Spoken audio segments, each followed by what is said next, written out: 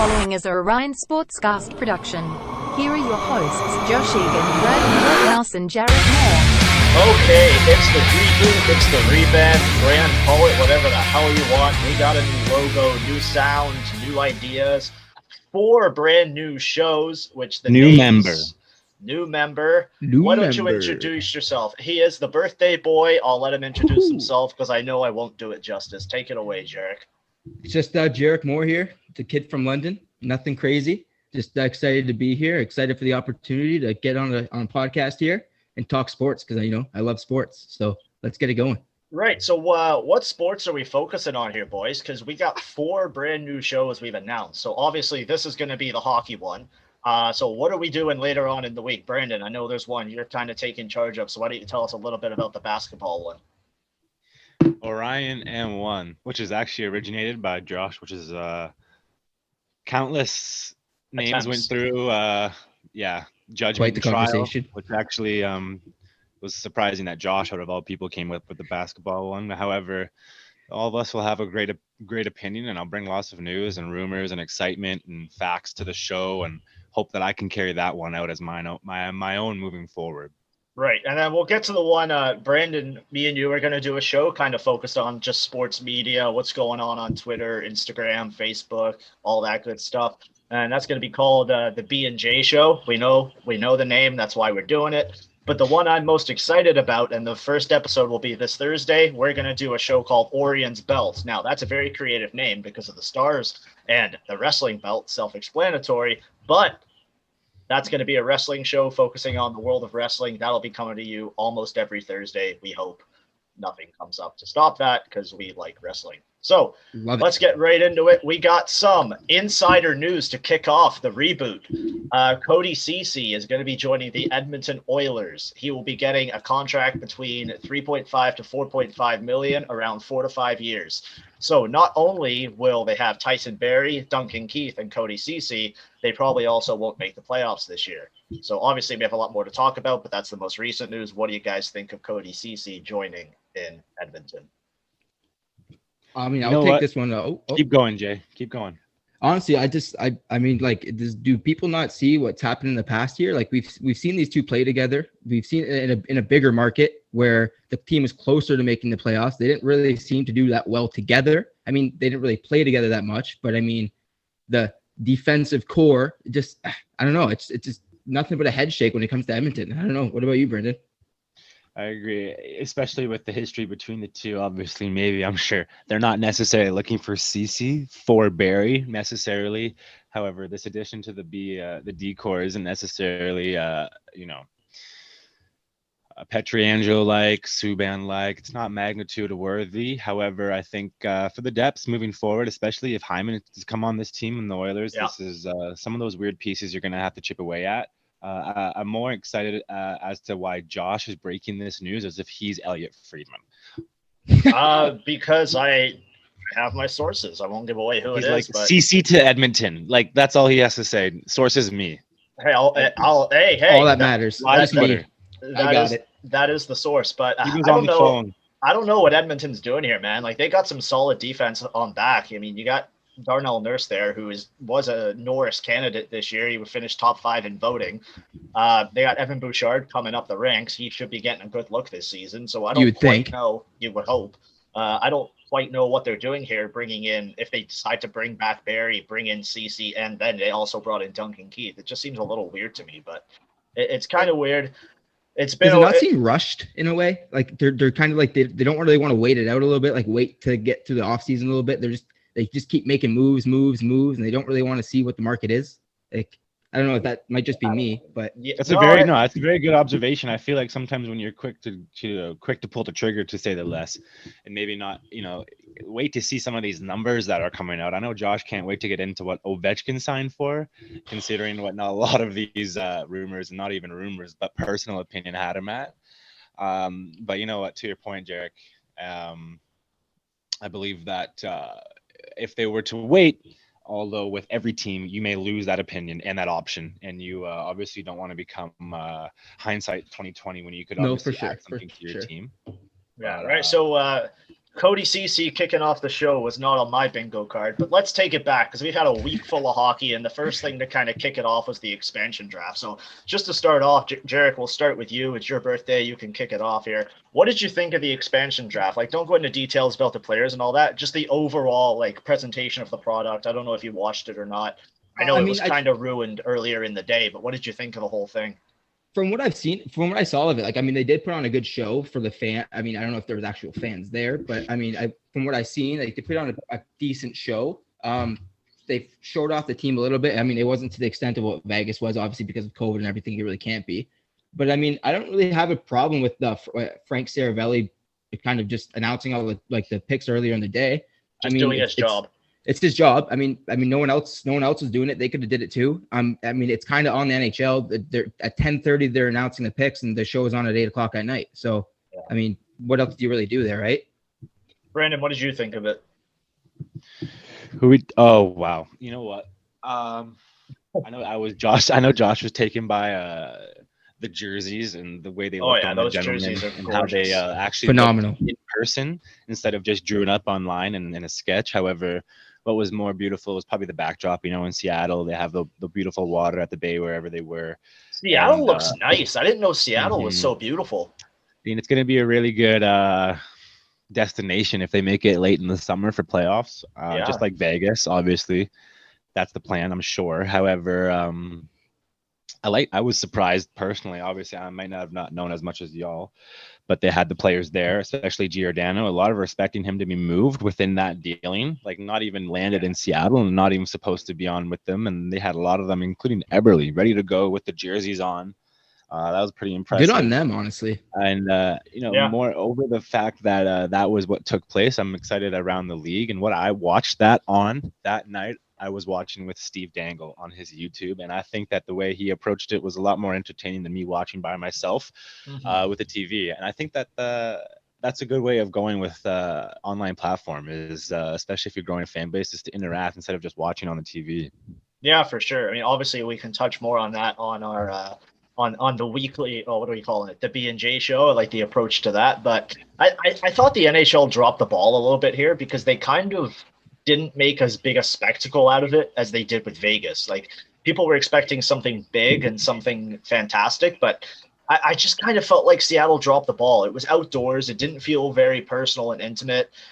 The biggest celebrity they brought in was like Macklemore. It was kind of weird. He compared the expansion draft to a thrift shop, which I thought was a little odd. But I mean, apart from that, it makes sense though. Yeah, and then they had the back and forth between the hosts just roasting all the teams. I did appreciate the roast on the Sabres, and I thought the roast on the Leafs was actually pretty good. But let's get into what Seattle actually did, because they kind of finished the expansion draft, and people were like, well, what the hell are they going to do here? Because now they're left with $28.9 million in cap space. They're close to almost 30 by the time they finish making their trades. And we got UFA starting tomorrow, and they don't need helping net. They don't need help on defense. I think they need help up front. So I'm expecting Seattle to make some splashes up front. What about you guys? Jarek, why don't you start? I'll be interested to see, like, a part of me wants to see, like, if they just kind of want to go the tank approach and kind of go from there and see how far that gets them. But part of me like thinks just probably pretty like, bad. Why not go out and make an offer for Landeskog or make an offer for the biggest free agent out there? You got the cap space. I mean, let's say you sign the biggest fish out there and you go on a playoff run like Vegas did. Like, it's what can hurt, right? Like, also, the division they're in is super, super weak. Like, they can make the playoffs with the roster they have. They're playing against terrible teams. Brandon, what do you think? Are they going to make a big splash? Or are they just going to keep this cap Another space? name out on our market that too is still pretty attractive, I would say, is Tarasenko. Could be moved around. I don't know how he would work in terms of UFA, or is he RFA in terms of sign and trade? What would work better for that team in a situation? You're right, though. I believe that the most attractive part of the Seattle Kraken is the defense and the height and the size of the depth of that defense, especially very the team huge. around them. Yeah, it's going to be crazy to see their identity. Especially in net, you're right, though. They're going with trust and youth and not too much experience and Chris Drieger and whatnot. Yeah. But you know what? I think that confidence in the cap at what they're getting the goalies for is going to be a competitive race. I believe that half the battle with an expansion team for these goalies that aren't necessarily of huge name value even is that they're all fighting for a position and they need to make more money. So they're obviously going to try harder. However, sometimes that brings out the worst and the best in your goalies. I'm just thinking that in terms of what the UFA brings tomorrow, you saw Taylor Hall get locked up by the Boston Bruins the other day, which takes a hot one off the market. And Surprising too. you're waiting now to see what they do with all that money. I don't think that a tank is the first thing in mind with that kind of money allowed right now. Well, here's the thing. The next two NHL drafts probably have Connor McDavid-like players in Shane Wright going next year, and then the year after, you're looking like a player, probably Connor Bedard. Yeah. I don't know if I don't know if they're bad enough to tank that bad, but these next two drafts are going to be deep. You take a look at the U18 team this year that took place at the Gretzky Hlinka, and then also the World Junior team looks solid. There's going to be some great picks that these teams are going to be able to pick up. I don't know if they'll tank because they have a new market to appease to. Like the latest team that came into the NHL was the Vegas Golden Knights, and their first year, what did they do? They made the Cup final. If you're Seattle, that's your bar, which kind of sucks, to be honest. And if they set the bar for the next team at lottery pick, it's not going to be the best. But I think they're going to make some big signings. I'm looking at Landeskog. I'm looking at Dougie Hamilton for them. I think they're going for the big fish, and they're going to make a big impact tomorrow. What about guys like Philip No, Brandon Saad? I think that with the cap that they come at and the skill that they bring, a lot of them are looking for bigger contracts down the line. I think I think you bring up Philip Deneau there. I think he's an excellent fit for that Kraken team. Almost perfect if you really think about it. I mean, there's no surprise if you're looking for a veteran for a cheap price. You can take Nick Foligno off the Leafs' hands, and even Mikael Granlund is still floating around. I heard Foligno is going to Minnesota. I don't know. That's a different discussion. But we can get to the Leafs later. Yeah. So it's going to be interesting to see what the Kraken do. The expansion draft though wasn't Mike Hoffman, maybe, yeah. The expansion draft wasn't the only draft that took place this week. We also had the NHL entry draft, and the first round was long, but it was entertaining. And then it was completely ruined in the last 15 minutes when Montreal made their pick. With the 31st pick, they took Logan Mallow. Obviously, he has his past. Long story short, he shared an intimate photo where he had a moment between him and this girl. And he shared that with his friends. He never issued an apology. Along with her profile, I believe, too. With her profile and contact information. And then what actually happened was Katie Strang from The Athletic wrote an article about it. And then 12 hours later, he renounced himself from the draft, pretty much saying that he feels he doesn't deserve to be drafted. He hasn't earned it, and that he's asking for no NHL team to take him in the draft. Now, the NHL draft rules are a little bit different than other sports. Brandon, I'm sure you know this. In the NBA, you can renounce yourself in the draft. In the NFL, you actually have to declare yourself for the draft. In the MLB, you can pull yourself out of the draft up to 2 minutes before you're taken, which I think is actually a hilarious image. If there's a team, I didn't know that actually. Yeah, in the NHL draft, you can take anybody. I could be drafted to the Canadiens tomorrow if they wanted to waste a pick. Better pick than they used. Yeah, well, that's the thing, right? So after the pick, the Montreal Canadiens, they put out a tweet. And I'm going to read you guys the statement. And the first couple lines, I'll read it through, then we'll kind of break it down. So they tweeted out Canadian statement on selecting Logan. By drafting prospect Logan Mallow with the 31st overall pick, the Montreal Canadiens organization not only selected a promising hockey player, but also a young man who recently admitted to making a serious mistake. The Canadiens are aware of the situation and by no means minimize the severity of Logan's actions. Logan understands the impact of his actions. His recent public statement is a genuine acknowledgement of his poor behavior and the first step on his personal journey. We are making a commitment to accompany Logan on his journey by providing him with the tools to mature and the necessary support to guide him in his development. We are also committed to raising awareness among our players about the repercussions of their actions on the lives of others. Now, the first thing that stands out to me is this. Within the first paragraph, they said promising hockey player before anything else. That was disappointing to see. The second most disappointing thing, actually, probably the first most disappointing thing to see, was they did not recognize the victim of what had happened. They didn't mention the young girl whose life has probably been flipped upside down now. I just thought this was a terrible pick by the Montreal Canadiens. We'll play some audio later. Do you guys want to hear the audio now and break it down, actually? Then we can kind of look at it as a whole. Works for me. Let me pull this up because it was pretty much... I forget his name, but they interviewed him. It was a post-draft. I'm just pulling it up here. It was a post-draft interview, and they were asking him about Logan Mallow. And, well, take a listen because it's not. His name was Trevor. There's the share button. Okay, so take a listen to this. Statement. He says that he thought that he did not earn the right to be drafted. Why? I mean, based on that, if the player thinks that, why do you think the opposite?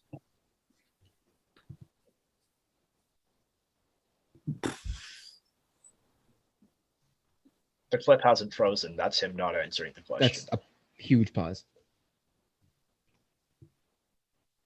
It's still going. Is that Bergevin? No. Who?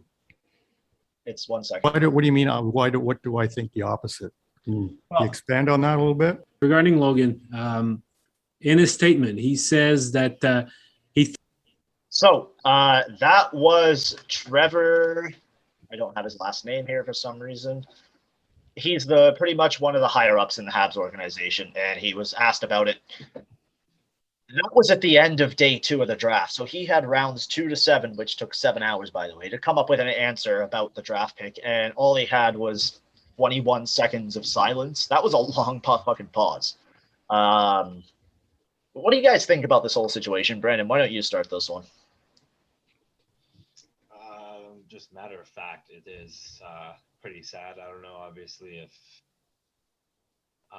like it seems like I'm wishing to see Mark Bergevin, like who's in charge of this decision when all it kind of boils down to it. Obviously, is what I'm sure we're looking for in terms of the draft selection, but obviously everything else surrounding it is really unfortunate, and it's very eye-opening, I would say, for young athletes. Young men in particular and young women all around the world. Just it's bigger than sports too, and it can affect more than your daily I guess Life. Yeah. Your daily life.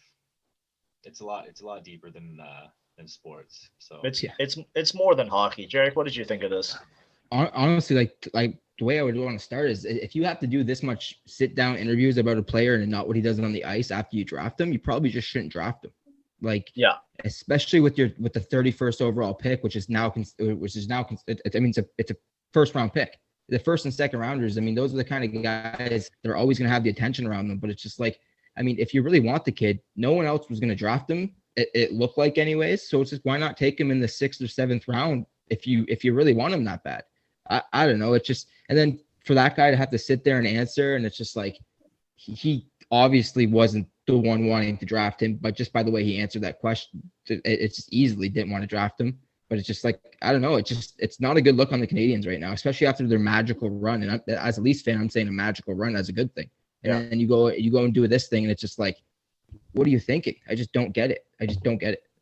Yeah, it's kind of a shame. And like Jeff Molson hasn't said anything owner of the Habs, so I don't think we're going to hear anything to him either.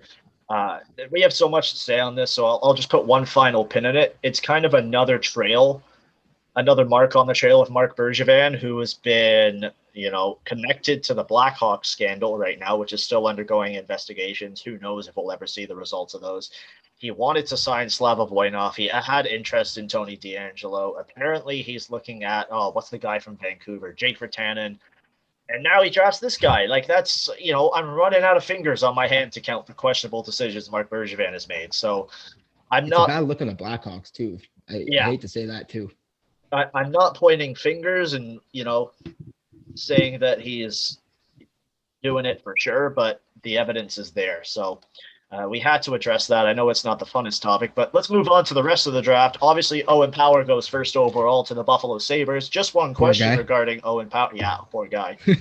Do we think he actually plays in Buffalo this year? Or does he go back to Michigan State? Put yourself in Owen Power's shoes. What would you do?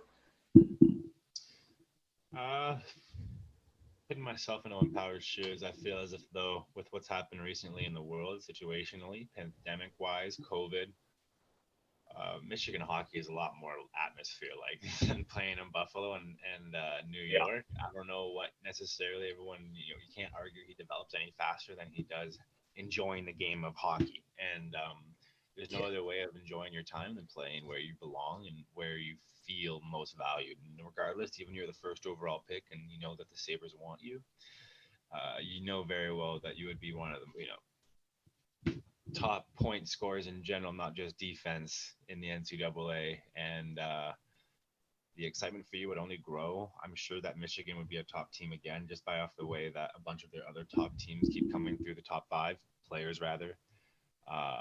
He's even not really set on it himself. I'm sure he's also been interviewed and asked about it, and I've never even heard a conclusive answer from him.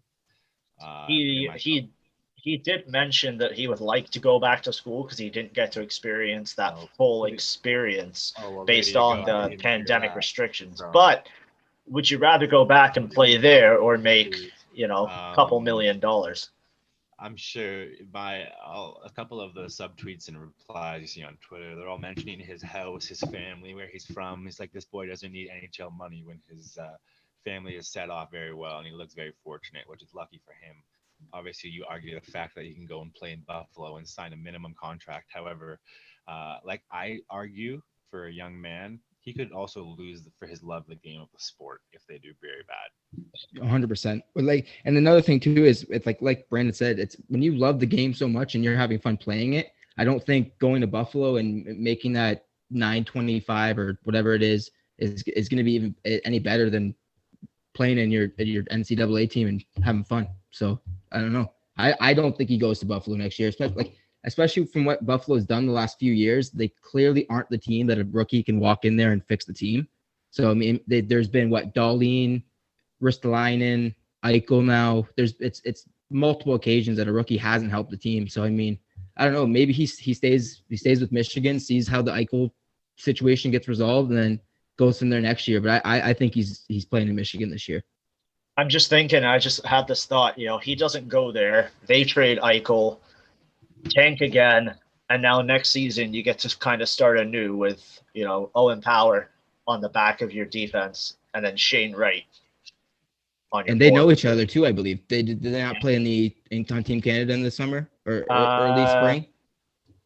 So Owen Power did for sure. They've played somewhere together, yeah. Yeah. So they know each other. Maybe that's something Buffalo wouldn't mind too bad, but I don't know if their fan base would want to have another losing season. Let's get on to the rest of the draft. I thought, and I'm just going to mention a couple teams here. I thought Columbus had a fantastic draft. They had 3 first-round picks. They took Kent Johnson, Cole Sillinger, and Coursing Fuhlmans. I believe I'm saying that right. Columbus has taken some good steps here. They just re-signed Jack Eichel the 1 year today. Brandon, your boy, re-signed. I think it was for $7.8 million or something like that. So he's in there on a 1-year bridge deal. He's going to have hopefully a massive season and get that payday. So what do you think, Brandon? Do you like that deal for Eichel, and what direction's Columbus going in here? Eichel, you mean Line A? I meant Line A. Why? I don't know why I said Eichel. Eichel's sitting at home trying to get traded. Right. Patrick Line, you know what? That much of a price tag, it shows a lot of faith in that finish-to-finish trust from the general manager. And even, is it the owner or the general manager who's finished, Josh? I think General manager. Yeah. Oh, no. Yeah. Yaro Kekalainen. Yeah. Kekalainen. And, obviously offering such a high number to a Finnish superstar shows a lot of trust. It's a 1-year deal. However, you got to make a point or else you're going to get put on that Jeff Skinner notice. Yeah. Getting paid that much, $9 million or so to put up 0. So let's see what he can make out of it. It's so much to talk about, but it's so little to talk off. To me, it's we got rid of Torts. Let's see what you can do for us deal. It is. It really is. We did something for you. You do something for us now, I guess. Yeah. Here's your almost $8 million. Now go score us, go have another 40-goal season for once. But Yeah, 100%. Interesting deal. Columbus is making some good strides there. Another team that I thought had a pretty good draft was the Minnesota Wild. They were able to pick up Jesper Wallstedt. That's a fantastic pick for them. He's really going to help them. San Jose, I thought, had one of the steals of the draft, and William Eklund, who went at number 7. I had him going in the top 3. I thought he should have gone a lot higher. He's a great player who brings a lot of offense to a team. And then also another one here is Matt. I don't know how to say it properly, but Matt Beniers went at number 2 to the Kraken. I thought this was an interesting pick because I had him going 4th or 5th. He's a nice piece down the middle, but he's going to be a nice center for their future. So in the next couple of years, when these guys' contracts run out, he's your next guy up. He's not going to be your guy to save you, but he's the next guy up. I'm sure we all remember Vegas took. Who did they take? He's on the tip of my tongue. He plays for the Habs. Suzuki. Yeah, they took Nick Suzuki. He's going to be Nick Suzuki in a couple of years. Suzuki is the guy for the Habs now. If he stayed with Vegas, he would have been the next guy up. This season coming in, he would have been the next guy up. So we'll see what happens there. An interesting story coming out of the draft as well was the Coyotes got their pick back, kind of, after forfeiting How the do you 11th. feel about that? Well, they forfeited the 11th overall pick, but they got back the 9th pick after trading away Oliver Ekman-Larsson to Vancouver. They used it. They got it back. How do we feel about the Coyotes getting their first-round pick back, Brandon? This is news to me. First thoughts, they lost it because... So the whole John Shaka, he was interviewing, I guess we should provide this backstory. It happened a while ago. He was, I think, working out and interviewing potential. Yeah, he was pretty much tampering before the draft and holding pretty much black market combines before he was allowed. How did they get it back? They traded it to... They traded Oliver Ekman-Larsson to Vancouver, so they actually acquired Vancouver's 9th overall pick. Which is insane how that's allowed. But I mean, there's no rule, right? So I mean, no, go I for guess it. it technically wasn't their set in pick. stone. That's I mean, are you gonna handicap them for the rest of their lives? No, 100%. I get that. Yeah. You know what I mean? They got to be able to act as an NHL organization one day. So I think that the trade is how you do that. And I don't think they want to be an NHL team though, with the moves they're making. Okay, so then that's a whole For the last 5 years. Where are they going to relocate then? Hamilton, Quebec. Both in Hamilton. London. And if they don't, they're gonna the fucking. I don't want a team in London. Fucking arena in London. Yeah, I already got the Knights. They pay enough players. What? That is true.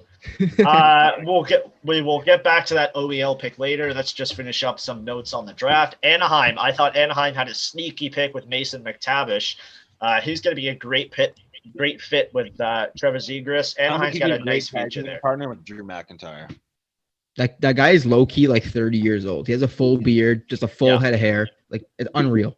He was great for Team Canada too, so I liked that pick. And then the Devils, they take Luke Hughes to play with his brother. I don't know if it was the correct pick to take. I don't know too much about Luke Hughes, but I'm sure we all saw that video of them reacting together, and you get to play with your brother now. And that was a really weird theme of the weekend. All these brothers starting to form together on the same team. We got the Jones brothers teaming up, the Hughes brothers teaming up. There was another one. The Doc. The Doc brothers, what's going on there? I feel like as a whole, this draft was just kind of like, I feel like I'm someone who usually like will watch a draft and be like, oh, I remember like a video game. I'll be like, oh, I remember playing with that guy. I remember playing with that guy. This year, people were getting drafted, and you're just like, wait a second, I got to pull my phone out. I got to check who these guys are. And it's like, I'm not saying anything against them because obviously they're they're hockey players, but it's just like they weren't those guys that have been getting talked about on sports and TSN for the last 8 months, 9 months. Yeah, Ottawa reached with their pick. He was a guy that was ranked, I think he was ranked like almost 90th overall on most draft rankings. And Brian Boucher's son. He went 10th overall, so that was interesting. One question I got for you guys, and then we'll kind of we'll talk some Leafs a little bit, was what did you think about the second round of the draft going almost 8 hours? Because Brandon, I'm sure you know the NBA draft's coming up on Thursday, and the NBA draft is all. Hate the NHL draft. The NHL draft sucks. Like the NBA draft is always a spectacle. The first round in existence of professional sport draft. Yeah, like I don't think a second round needs to be on TV.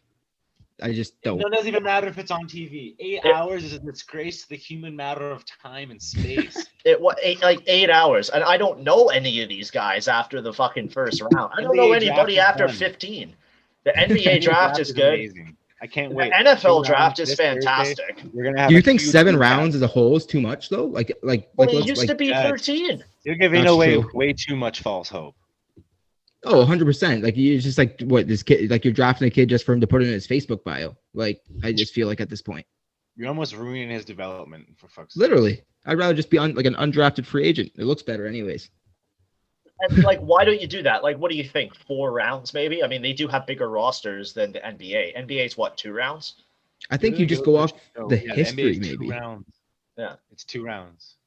I don't know, maybe go 4 because you almost have a double roster than the NBA. But then after that, just kind of have a freaking, just sign them as an undrafted free agent. There's nothing wrong with that.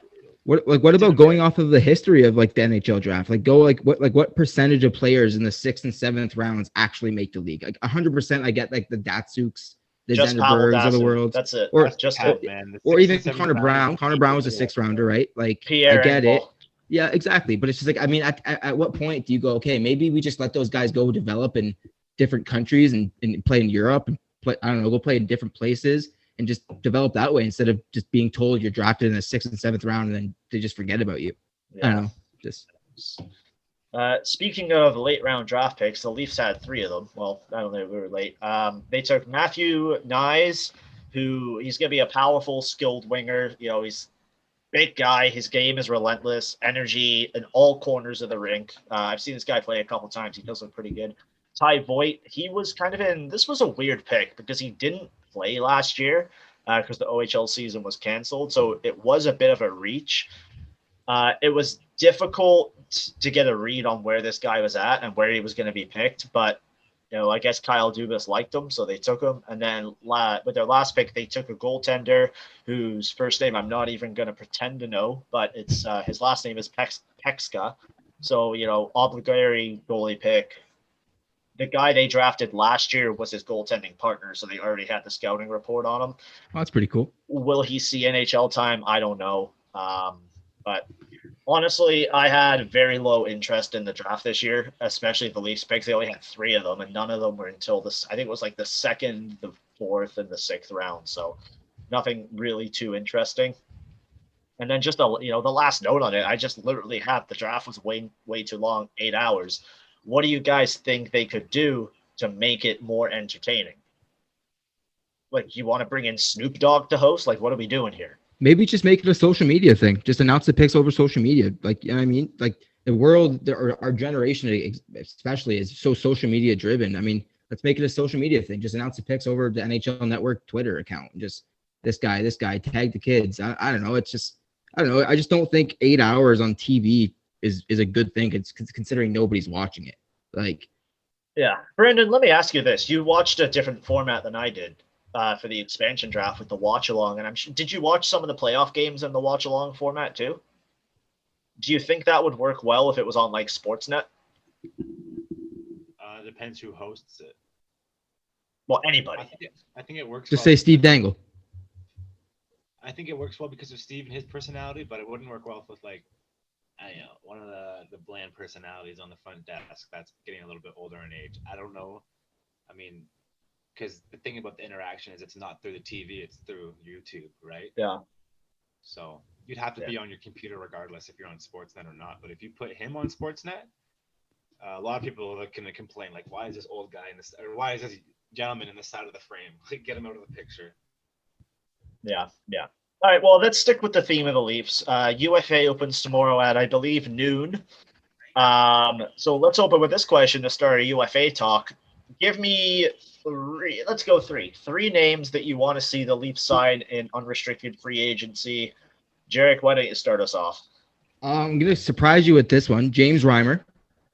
I like that. I like James Reimer and Jack Campbell as a pair. I feel like you kind of see what James Reimer can do as a 1B goalie, like he did in Carolina. I mean, he even did it in San Jose for a bit after he got traded from the Leafs. Yep. Obviously, before Vancouver did their thing, I was hoping their Leafs were going to somehow go after Connor Garland. And obviously, that's not the same thing as a UFA. But I don't know. I feel like the Leafs aren't going to go make that big splash tomorrow. I feel like we're going to go sign a bunch of guys. Like I already heard Josh Hosang. Like I don't know. I honestly don't really have an opinion on who the Leafs are going to go pick up tomorrow, just because I don't really know what they need. Like I'm just kind of at a loss after last season, seeing what they need. I don't know. It's one of those things where I want to see what Dubas does first, and then kind of make my opinion based on that. Brandon, what do you think? Guys like Brandon Montour, Blake Coleman. There was someone else I was just looking at. You know what? Something like someone that doesn't even bring a letter on his chest. If you could get in a guy like Nick Bonino with all the money that you're using out of Hyman and potentially Anderson, you got some money to use. Especially you got some other guys out there. You got some older guys, which is you're trying to find a little bit nice, better of a balance. However, there was an individual at 4 cap that was looking pretty attractive. However, obviously fitting in Mike Hoffman somewhere. Yeah. Make it a thing. He can score up to 25 plus. But do you think he's the kind of guy you want to bring into that locker room right now? Well, you mentioned that, and he puts the puck in the net and he puts it in on any type of line, and I think that's true. That's true.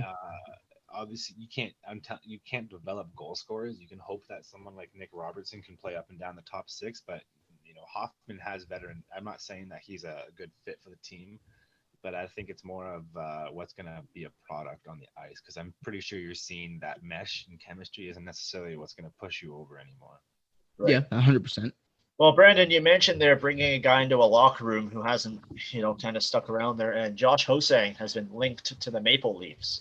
We haven't seen this guy in the NHL for a couple of years, ever since he overslept a team meeting and Lou Lamoriello pretty much blackballed him for the rest of his career. How do we feel about Josh Hosang coming onto this team on a 2-way contract? You're looking at probably $850,000 to $900,000. I like it. He's a player with potential. Take a look at what they did with Alex Galchenyuk this year. That worked really well for them. I kind of see this as the same recreation project. What do you guys think? Would you bring in a guy like that? And what are your expectations for Josh Hosang if he was to join the Maple Leafs? I think if you bring a guy like Josh Hosang into the lineup or even organization, I feel like you do it with a short leash. Yeah. Like for example, like Galchenyuk, you brought him in and you kind of pulled him in close and said, all right, cool. Like we're in control. You're not the one in control here. We're going to send you to the Marlies. You're going to do your thing there. We're going to let you do your thing. We're going to let you prove you can do your thing. And then we'll bring you up and let you play in the NHL if you deserve it. I just feel like that's kind of the same route you go with Hosang. I mean, maybe you do it a little bit different because you have an 82-game season. Maybe you start him in NHL, see where he is, see if he's going to come to camp with a different attitude, and you go from there kind of thing. But I don't know. I like it. He's a speedster. He fits into the lineup. You can throw him with an Austin Matthews and a Mitch Marner, and who knows? I mean, this sounds crazy, but he's the kind of guy that can easily score 20 goals in the NHL, I feel, if you give him the chance. I like the way you said that, because I feel like in a year now, we might look at you with a lot more clear eyes than we are today, because that's something that could come to fruition. However, for the time being, I think it's a win-win at the price, obviously, Josh mentioned. Yep. And at the fact that if he does well, it's the biggest, hot dog up the ass to Lou Lamoriello, because fuck that guy and what he's done, and especially with his connection to the Leafs. So I'm considering that if he can come through for the price that he's at and add some depth scoring and provide a little bit more of urgency past the Islanders' progression lately, that Dubas would have one extra one up on him. 100%. 100%. I'd like to see it. Another guy the Leafs have been linked to is Dougie Hamilton. Now, obviously, this one's going to be a little bit more expensive, but I'd just like to put a pin in this quickly because I just got a text message from someone. Danault to Vegas is pretty much done. 6 years at $6.5 million. I don't get that. That's shocking to me. I don't understand that either. Does Vegas just give out money? Like, they see a player they like, and it's just like, we're going to overpay you. Well, they just told Fleury to fuck off. So, but if you're trading Fleury, so I don't know. That's weird. But I'm sure we'll get back to that when it's made official. But just something there. So, Dougie Hamilton in Toronto. What do we think about that one? Also, kind of put a spin on the future of Morgan Riley into your take. Jarek, take it away. If you can bring him in on a deal that's, I don't know if I sound stupid saying this, team friendly, because he's the guy going into free agency. I don't know if is it for the first time in his career? I believe so. Free agency. I So believe I mean, obviously he wants to hit it big, but I mean, I don't know. It's like it's one of those things where I feel like you can sign him to a team friendly deal.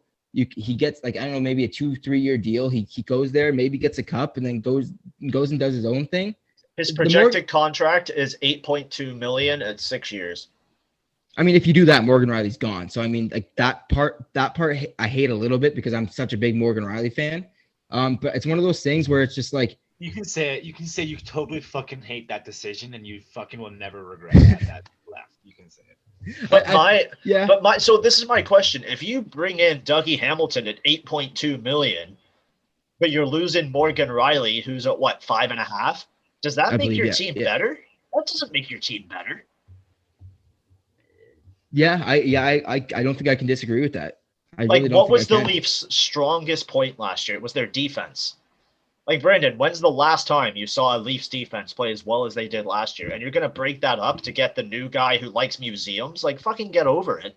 I'll be the argumenter. Are you worried about museums, or are you just worried about the fact that the most attractive piece of the defensive core was Justin Hall? Great. Justin Hall at $2 million. Fantastic deal. Yep.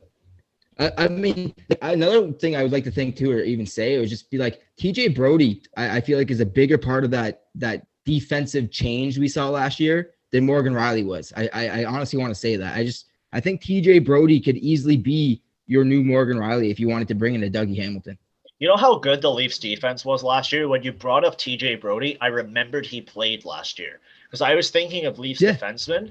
I went Morgan Riley, Jake Muzzin, Justin Hall, Travis Dermott, Sandin. I'm like, oh, right. They had TJ Brody too. And that's what you want in your defense. You don't want to notice your defenseman. If your best defenseman on a nightly basis is not being talked about, I don't think that's a bad thing at all. At all. Especially if you can, if let's say, like, I mean, like I said, I'm a huge Morgan Riley fan, but if we can bring in Dougie Hamilton and still have a guy like TJ Brody, like you said, I don't think our team is getting worse. I think it's actually improving. Yeah, no, that's sorry, Brandon just sent me a tweet that I was laughing at, but yeah, it's that Dougie Hamilton one's going to be interesting. And let's just touch on one more guy with this UFA talk, maybe one or two. I might see something here that I like.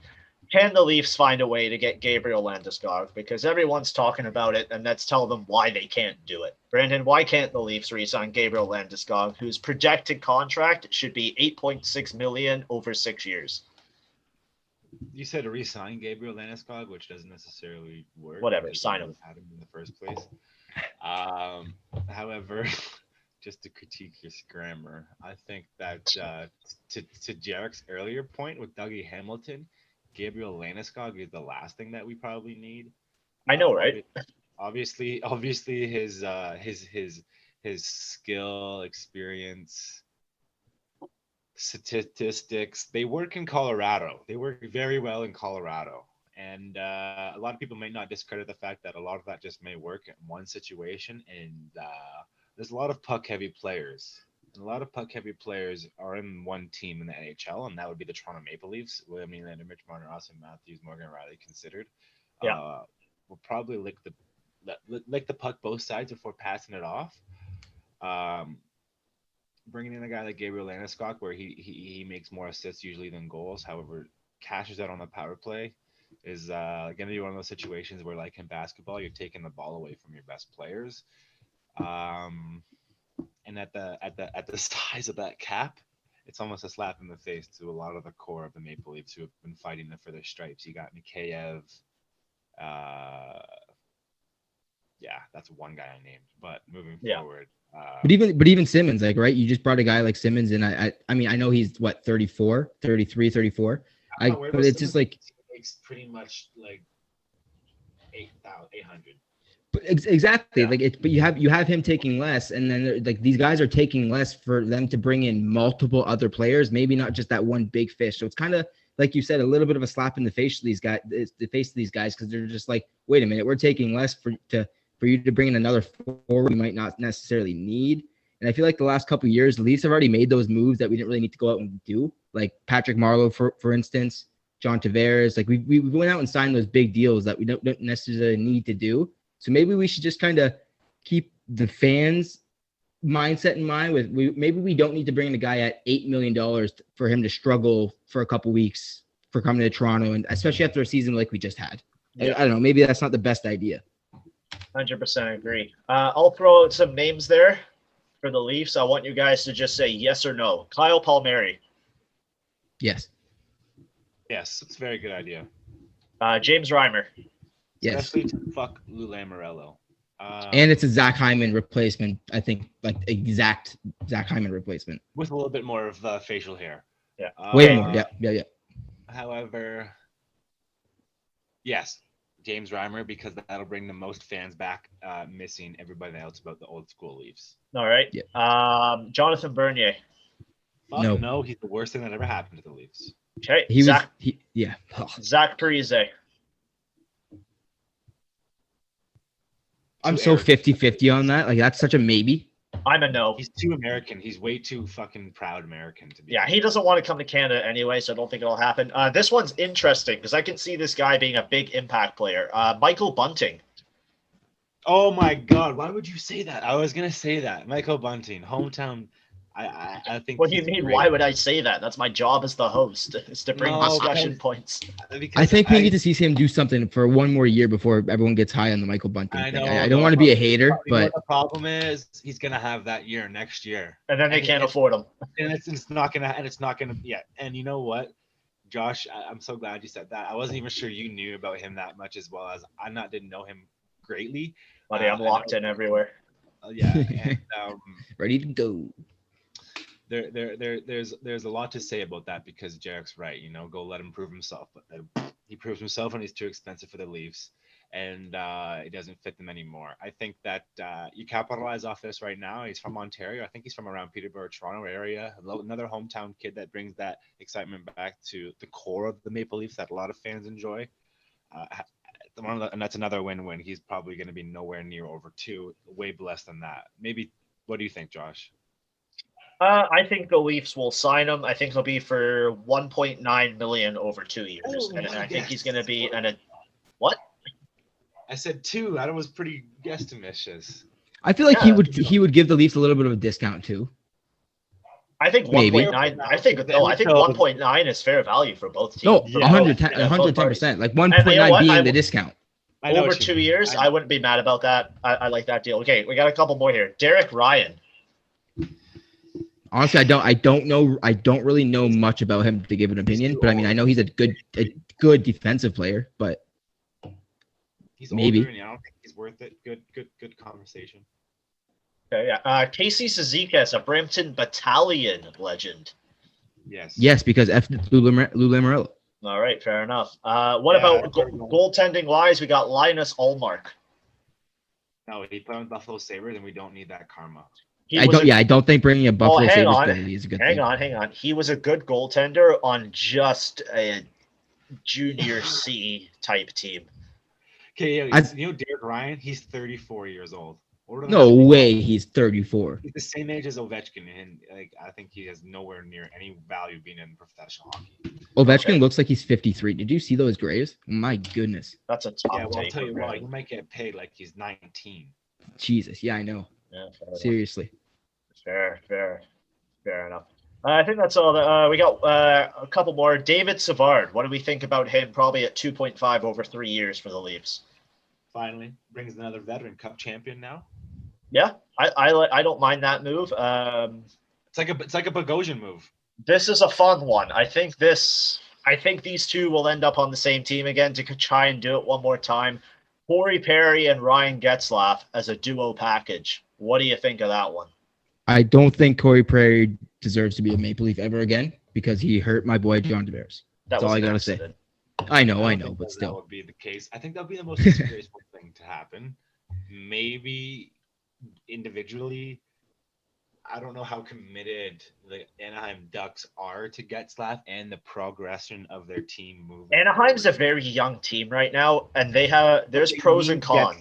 Getzlaf is the Kyle Lowry of the Toronto Raptors of the Anaheim Ducks. So let's say that. Like, do the Raptors need Kyle Lowry right now? Okay, so do you know what? The Anaheim Ducks need to move on from Ryan Getzlaf. It's been too long. But he's not going to hurt them by being there because he can help out the young guys. Like, they are a very young team. They got a lot of But they do prospects. that. You coming say up. that every year. I don't know. They like in terms of Kyle Lowry, you could say the same thing. I think I think it's been dropped down into the depths of the team. I think they has to be passed through. Yeah. Yeah, I see where you're coming from. So that wraps up our UFA talk. Today was just a crazy day because there was so many freaking moves. So why don't we start back at the beginning? A quick 30 seconds on each trade because I got about 12 of them here. So the first one to kind of kick it off was the Flyers acquired defenseman Ryan Ellis from the Nashville Predators for Philip Myers and Nolan Forward. I thought this was an Nolan Patrick. I thought this was a good trade. I liked what the Flyers have been doing. They got rid of Nolan Patrick and Philip Myers, who haven't really been doing much for them. Sure, Nolan Patrick has had his head injuries, but they get Ryan Ellis from Nashville, who's a pretty solid defenseman. What did you guys think of this one? I honestly, I really liked it. I think Ryan Ellis is a great defenseman. I think the Flyers needed to do something. I don't know what I was reading the other day, but I think the Flyers GM said something along the lines of we needed to do something. There was just no way we could go back into the season with the same roster as last year. So, I mean, it's good to see them making moves. And I think Ryan Ellis is a great defenseman to have in the lineup that you're trying to win the Stanley Cup with. Rasmus Ristolainen is a bigger deal of defenseman, just as the same as what he accounted for in terms of the demand of the trade. I think those two are huge names. Cam Atkinson going the other way out of Jakub Voracek, you get more. I think the Flyers killed it this week, if you want to be completely honest. The moves they made to get Gostisbehere out. There was a second part to this trade because Vegas also jumped in, and they got Nolan Patrick from Nashville in exchange for Cody Glass. So it was a three-way trade. Honestly, I think that looks so bad on Vegas by trading Cody Glass because I read that they've traded their 3 first-round picks since they've came into the league. That's insane. There's just no development going on, I feel. And then we're gonna go out and sign another guy to a $6.5 million contract. It's insane. Yeah. Another one, Coyotes acquire Andrew Ladd and a second-round pick for a conditional second and a bunch of other picks. Coyotes getting Andrew Ladd. They're just taking on more contract there. Not too much to talk about on that one. The Detroit Red Wings. This one was really interesting and just goes to show how tight the pockets the Carolina Hurricanes are. They acquire Alex Nedeljkovic from the Carolina Hurricanes in exchange for the rights to Jonathan Bernier and a third-round pick in the NHL draft. Do the Hurricanes ownership need to realize that they got to spend money if they want to have a good team? Because they offered this guy 1.5 million and he eventually signed for 3.7. 1,000%, especially if you have a coach like Rod Brandamore behind the bench. I feel like you have an opportunity to have one of the best players coach in the league, and you're not willing to bring in good players. You have the players you have. You signed Aho. I mean, you gave him some money, but then it's just like I don't know. It's just open the books up. Like let's go. Open the wallet. I just don't know what else to say. It's the first time in NHL history that a Calder finalist has been traded the season after that he's been nominated in such position. And I think that is great point. As great of is that also like the lowest salary that a Calder Trophy finalist has had going into his contract? No, because they're all rookies, right? Yeah, that's true. So he's a special case. He's actually like 24, 25. He was a late bloomer in terms of his status in the NHL. He played with the Charlotte Checkers for 4 to 5 years in the system with the Carolina Hurricanes. However, I didn't know you were a massive Nedeljkovic guy, Brandon. Oh, dude, it's crazy you asked that. Yeah, you know what? You find different things you learn about me. However, that's why it struck a chord with me yesterday or whenever it got broke, because I was looking for him to gain that front starting net. But regardless, now where he goes, it's his net. Yeah, I just feel like Detroit. I feel like Detroit's in one of those situations that they like. I mean, if it goes south, it's 2 years, right? It's 2 years. Who cares? It's who cares? Of the day. Yeah, and they can't get any worse than what they had anyway. Exactly. The Coyotes, and you have a hungry goaltender. He really is. Yeah, the that Coyotes could easily go from Calder to Vesna, obviously, right? Like, 100%. If people think he's that good, right? Hot take. 100%. Maybe not with the Red Wings, but no, maybe not. But yeah, the Coyotes, they got defenseman Shane Gostisbehere. Obviously, he's got to be gone, but for a second-round pick and a seventh-round pick, they're just trying to acquire salary at this point, I think. So that'd be kind of a stupid trade. Brandon mentioned this one earlier. The Philadelphia Flyers acquired Rasmus Ristolainen in exchange for defenseman Robert Hagg, a 2021 first-round pick, and a 2023 second-round pick. I don't quite know what the Flyers were doing here. Rasmus Ristolainen bringing in a first-round pick plus. What? It's crazy. But and Robert Hagg is not a bad defenseman like that you can develop too. I mean, it's I don't know. He has 1 year left on his contract. It's a good move for the Flyers, I guess. It'll be interesting to see what they do next year with his expiring contract, but I like it. I hated it. I think the Flyers are dumb on that one. Let's move on to one that I'm sure we all have an opinion on. The Canucks acquire defenseman Oliver Ekman-Larsson and forward Connor Garland from the Arizona Coyotes, who have been busy, in exchange for forwards Louis Eriksson, Jay Beagle, and Anton Roussel, and a first-round pick, which turned out to be 9th overall in the 2021 draft, and a second-round pick in the 2022 draft. Jarek, what did you think of this one? It's. I mean, I like to call myself a little bit of a Canucks hater, but I mean, I think I really like it for this year. I mean, if Oliver Ekman-Larsson can be the defenseman he actually is, then I think that's like you develop, like, I mean, you change yourself into a better team for sure. I mean, if I'm a Canucks fan, I'm really hoping this is the Connor Garland trade because I really like that kid. I think he's really good. But I don't know. It's with the next couple seasons coming up. I feel like you put yourself in a little bit of cap trouble coming up with the OEL contract. But, yeah, they kind of they got rid of 3 bad contracts and bought in 1 really bad one. I don't know why they didn't just wait a year to shed that 12.5 in cap space. Kind of an interesting move. And then we had the Seth Jones trade. What do we think of the Blackhawks acquiring Seth Jones, a first-round pick, and a 6th-round pick in the 2022 draft? Damage control from Columbus. Yeah, it was. I don't know. The Blackhawks seem to be going for it because on top of that, today, they also acquired Marc-Andre Fleury from Vegas in exchange for forward Michael Mikhail Hakkarainen. I don't want to say this, but like, in a way, do you not think the news, like with all the drama around the Chicago Black, I don't want to use the word drama because it's serious, but do you not think that in a way speeds up their rebuild, and they kind of want to be like, all right, like maybe we should become a better team so people aren't talking about that kind of stuff? Like, I don't know. It's odd. I think Chicago's trying to go for it this year. Yeah. Well, you know what? John Tavares is the first thing that they leaked out of all that, animosity and the conversations that you're talking about was a video of John Tavares and his rehabilitation coming back to the ice. Jonathan Toews. Yeah, Toews. Yeah, sorry. Toews. Yeah. Oh, I'm just Jonathan Tavares. Yeah, there's too many Leaf flags around us. Jonathan Toews, rather, is his whole preparation and they finally told us what happened to him, and we all figured out what he went through and how he's looking to get back on the ice. And that was a totally foregone conclusion when you thought that Patrick Kane was in the conversation for MVP last season just because he was willingly almost taking the Blackhawks to the playoffs without Toews. So you bring back necessarily relevancy to the defensive core after losing Keith. You bring back honestly, you bring back the Vezina. You just brought the Vezina winner to the it's a crazy trade for me. So Fleury's going to be I don't think he'll play a game with the Blackhawks. I think he's going to retire. But so then what does that do with the Blackhawks then? Like, does that, like, I mean, that frees up $7 million in cap space for them. But didn't they already have that cap space? Now they got by not bringing him in. 9.2 was the deal. Or what was? I'm talking Fleury. Like, by not bringing Fleury in, like, did they not already have that cap space? And then, like, so I mean, if he retires. I don't know. It's weird. I just don't like it. I don't know. I just don't like the Blackhawks right now. So the Chicago Blackhawks decision.